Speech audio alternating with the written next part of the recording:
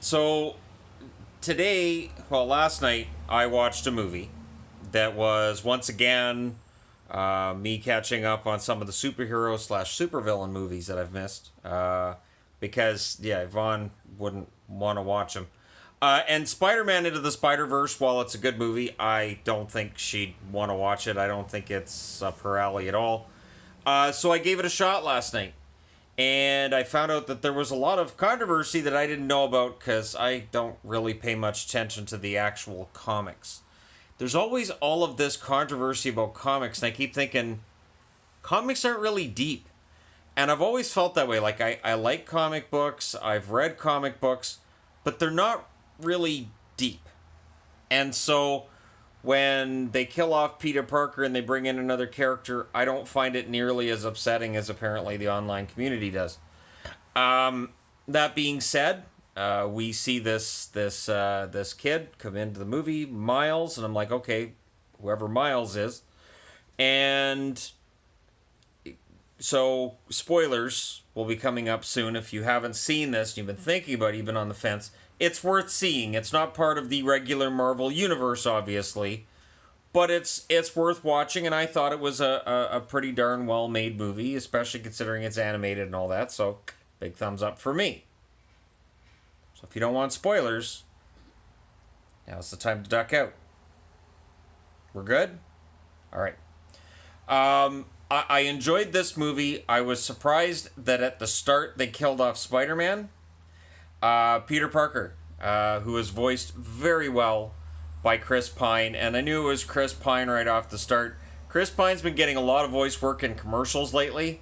I feel like he's always trying to sell me something, and in this movie, he was Peter Parker, and he made a good pick, but he dies, and so this kid Miles watches him die. And Miles Morales, I believe it is. Seems like a decent kid. But, you know, on some level, I was like, oh, we're going to do this whole kid thing. And it kind of felt like, are we doing like a reboot?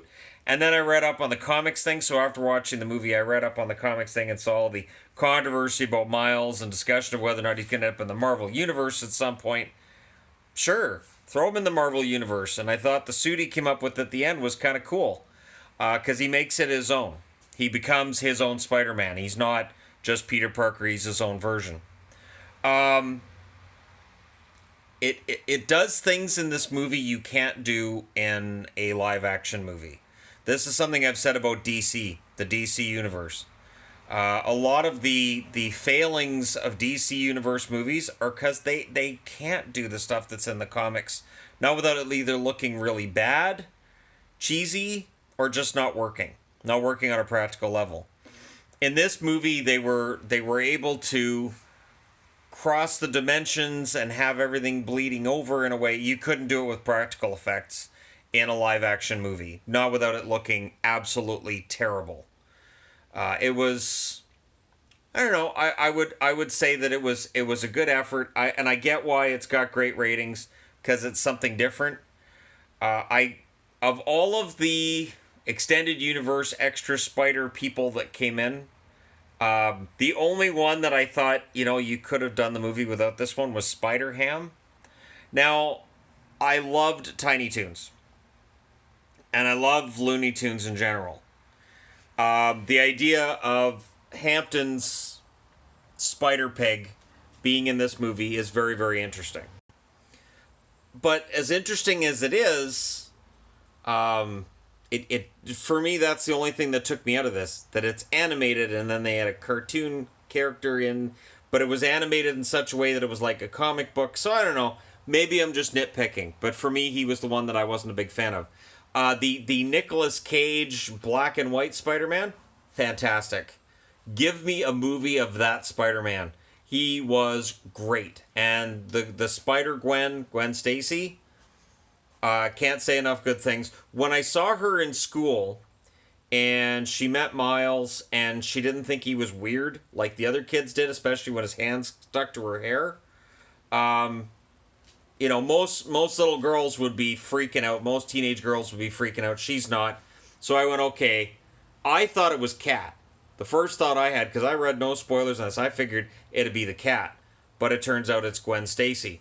And according to various Marvel universes, there's a universe in which Gwen and Miles get married and they have kids. So, you just never know what's going to happen. Now, along the way as well, he has the aged version of Spider-Man of Peter Parker, who is voiced by, and I know it's one of the guys from, I'll remember the name after.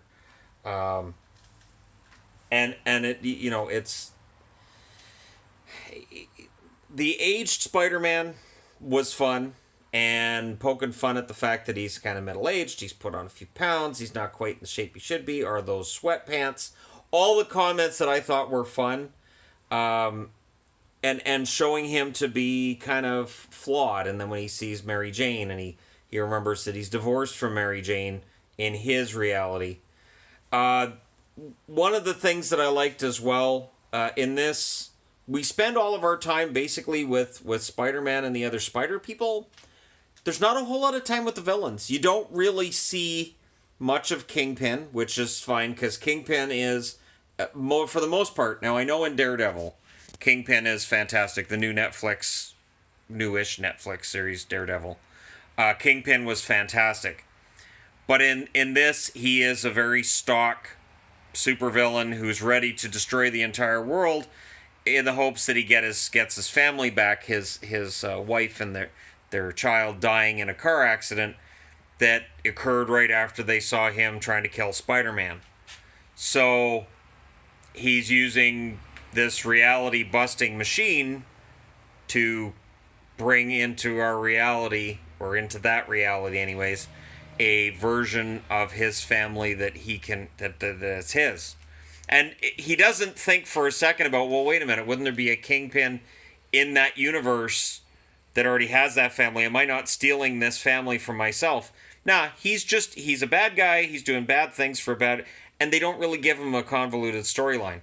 The only thing that I remembered that I kind of wish had been in this as well is when Kingpin was in the 1990s Spider-Man series, which was fantastic. And he had a whole crew. And this movie doesn't really have that crew. So you have the one lady at the start that turns out to be Dr. Octopus, which I thought was fun. You can have a female Dr. Octopus because she's Dr. Octopus. Like, it's not remaking the Green Goblin. It's not remaking the Osborns. It is Dr. Octopus, who is basically a secondary villain, who in the movie for Spider-Man 2 with Tobey Maguire became really seen as a main villain because he was so well portrayed in that movie, and that movie was fantastic. In this movie, I thought Dr. Octopus, again, she was kind of wooden, kind of just sort of there, and not really a character that had a big backstory. Now, this movie does gloss some stuff over, but it's okay. Like, Miles learning how to swing around like that, it's kind of glossed over. The Spidey sense I thought was fun. They did that well. And, in general, it's a very, very well-made movie. I really don't have any major complaints. The Prowler turns out to be his uncle, which is...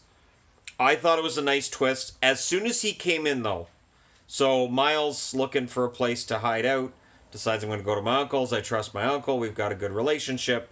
As soon as the Prowler came in through the window, I thought, that's his uncle. His uncle's a villain. All right. Miles is able to turn invisible. He has this electrical power that he can electrically charge the webbing that he has, which I thought was kind of fun as well. It's a good movie, and I can't say enough good things about it. And while there's been some talk of maybe Miles showing up in the MCU at some point, I can't see them ever actually in a studio movie going with a Spider-Man movie where Peter Parker's not Spider-Man. It's possible, but I can't see it. I could see, though, like, we had, Iron Man and War Machine. We had Falcon sort of tagging along with Captain America. And then, he could get the shield. maybe we end up with a situation where there's Spider-Man, and then Miles ends up in it as sort of a, I'm not going to say sidekick, because obviously Peter already has that in these movies, but play some kind of a supporting role. I could see it. So good movie. I'd rate it probably like an 8 out of 10. Again, it did stuff you cannot do in an actual real live action movie, and it was just very, very well done.